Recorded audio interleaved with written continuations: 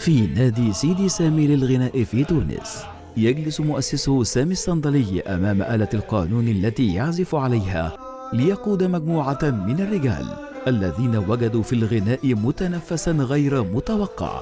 ليعزف بأصابعه على أوتار الآلة التي تنتمي إلى الفن التقليدي خلال جلسة تدريب بغرض معالجة الضغوط النفسية بالموسيقى.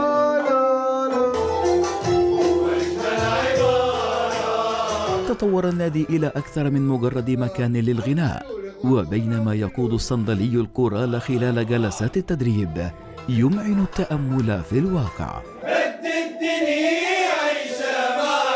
لأن اللاعب تجي تروح على نفسها، سيت اون ثيرابي، راهو اللاعب تجي تتفرهد، ما ينجمش حد راهو يبدا لهنا شيخ، ينجم اللي يجي لهنا امبوسيبل يبطل وامبوسيبل يخرج. ووصل نادي الغناء المخصص للرجال سيدي سامي إلى طاقته القصوى مع انضمام 30 عضوا، ولم يعد يقبل طلبات جديدة، ويهدف المؤسس الصندلي إلى تحويل هذه التجربة الفريدة إلى بوقة متكاملة من الرجال فقط، تقدم عروضها في المهرجانات الثقافية على مستوى تونس.